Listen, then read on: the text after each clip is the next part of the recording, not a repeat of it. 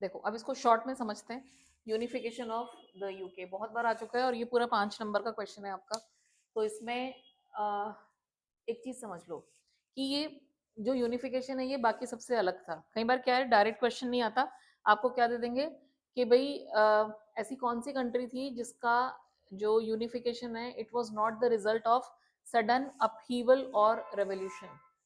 तो ये यूके का यूनिफिकेशन है वो एक ऐसा नहीं था कि अचानक से किसी ने रिवोल्ट करा और आपने वॉर लड़ी और आपने यूनिफाई कर लिया। जर्मनी और इटली में क्या हुआ था, वॉर लड़ी गई थी, है ना। वॉर लड़के आपने उन्हें राजाओं को हटाया वहां से और अपना डोमिनेंस एस्टैब्लिश करा, है ना, अपनी कंट्री को यूनिफाई करा। लेकिन यहाँ पे एक सिस्टम ही बिल्कुल अलग था।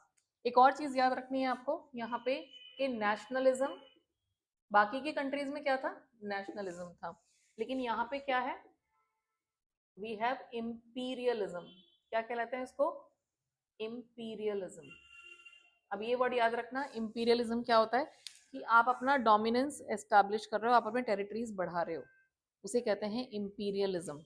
जैसे ब्रिटिशर्स ने क्या करा था, इंडिया में भी आए, श्रीलंका में आए, उन्होंने हर जगह क्या करा, अपनी टेरिटरीज एक्सपैंड करी, है ना, अपनी कॉलोनीज एस्टैब्लिश करी, उसे कहते हैं इंपीरियलिज्म। ये जो यूनिफिकेशन हुआ ये नेशनलिज्म की फीलिंग नहीं थी, यहाँ पे क्या था, एक इंपीरियलिज्म था कि भाई हम अब पावर, हमारे पास पावर है तो हम अपने आप को एक्सटेंड करते हैं, अपनी पावर बढ़ाते हैं।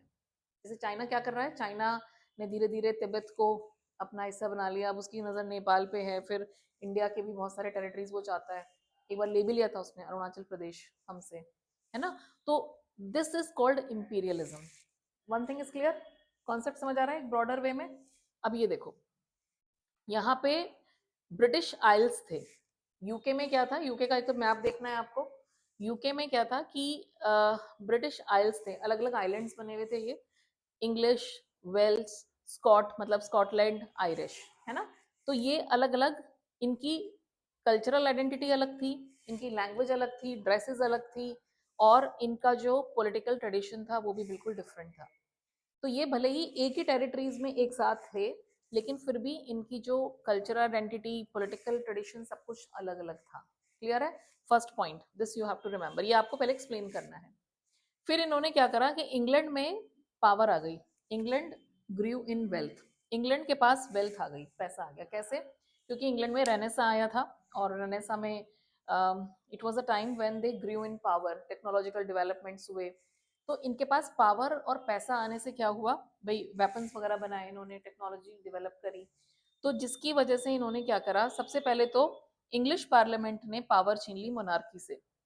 तो 1668 में क्या हुआ था, 17th सेंचुरी में इन्होंने मोनार्की से पावर छीन ली और यहाँ पे अब पार्लियामेंट आ गई। ठीक है, जैसा सिस्टम इंडिया में है वैसा ही सिस्टम वहाँ पे भी था, हमने वही कॉपी किया है, इंग्लैंड का ही सिस्टम कॉपी किया है। तो यहाँ पे इन्होंने पार्लियामेंट बना दी। अब उसके बाद इनकी नजर पड़ी किस पे, स्कॉटलैंड पे। तो स्कॉटलैंड जो ऊपर वाला हिस्सा है वो पूरा स्कॉटलैंड था, इन्होंने 1707 में फोर्सिबली उसे मर्ज कर लिया अपने साथ। और इंग्लिश पीपल ने क्या करा, इनकी एक गैलिक लैंग्वेज थी उसको फॉरबिड कर दिया कि आप अब अपनी लैंग्वेज नहीं बोलोगे, आप अब कौन सी लैंग्वेज बोलोगे, इंग्लिश। तो उसके उनकी नेशनल ड्रेस थी वो बंद कर दी, आप नेशनल ड्रेस नहीं पहन सकते, इनकी लैंग्वेज को बैन कर दिया, इनका पूरा कल्चर खत्म कर दिया। और जो इंग्लैंड है ये प्रोटेस्टेंट है, ऑलरेडी अब तुम्हें पता है प्रोटेस्टेंट कौन होते हैं, है ना, प्रिंट कल्चर में पढ़ा था हमने। इंग्लैंड प्रोटेस्टेंट है, और यहाँ के जो लोग थे स्कॉटलैंड के, वो क्या थे, वो कैथोलिसिज्म फॉलो करते थे, वो कैथलिक थे, क्रिश्चियनिटी के। इन्होंने इनको भी, कैथलिक्स को कहा कि आपको क्या बनना पड़ेगा, प्रोटेस्टेंट बनना पड़ेगा, समझ रहे हो। तो इस तरह से इन्होंने इनको अपने साथ यूनाइट तो किया, लेकिन ये इंपीरियलिज्म है, आप अपना कल्चर इनके ऊपर डोमिनेट कर रहे हो, इम्पोज कर रहे हो, ठीक है।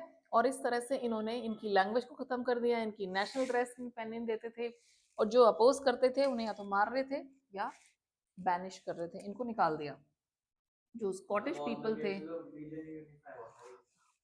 रिलीजन के बेसिस पे नहीं हो रहा है, बस इनको पावर चाहिए, इंग्लैंड ने किया है ये सब कुछ, समझ रहे हो। तो जो इंग्लैंड है अब वो क्या बन गया, वो ब्रिटेन बन गया, ग्रेट ब्रिटेन, क्योंकि उसके पास बहुत सारी अब टेरिटरी हो गई सब कुछ।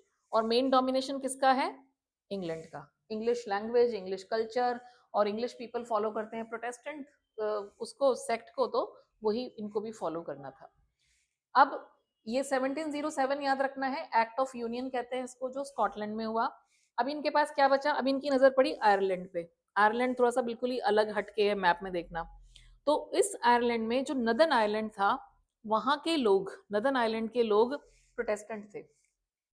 तो इन्होंने क्या करा, उनको अपना सपोर्ट दिया, है ना, इंग्लिश पीपल ने। तो जो नदर्न आयरलैंड के लोग थे वो तैयार हो गए कि भाई हमें तो इंग्लैंड का ही पार्ट बनना है। तो इस तरह से जो नदर्न आयरलैंड है, पूरा आयरलैंड नहीं, आयरिश पीपल अभी भी हैं, बट जो नदर्न आयरलैंड है वो भी किसके साथ मिल गए, इनके साथ। ये कब हुआ, 1801 में। अब यहाँ पे एक नाम याद रखना, वुल्फ टोन।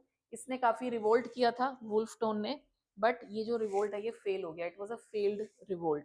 तो कोई फायदा नहीं हुआ इस बेचारे के रिवोल्ट का भी। और 1801 में अब जो नदर्न आयरलैंड है उसे भी कर लिया गया किसका हिस्सा, ब्रिटेन का हिस्सा। और फिर ये क्या बन गया, द यूके, यूनाइटेड किंगडम। तो ये थोड़ा सा कहानी वाली चीज है कि एक कंट्री जो ग्रो हुई पावर में, उसने जो बाकी के अलग अलग नेशंस थे उन्हें भी कैप्चर कर लिया और अपना डोमिनेंस वहां पे एस्टैब्लिश कर लिया। तो ये कंपैरिजन भी आ सकता है आपका कि इटली और जर्मनी का यूनिफिकेशन इससे अलग क्यों है, या फिर नेशनलिज्म वर्सेस इंपीरियलिज्म। तो आपको ये चीज समझ के तब लिखनी है।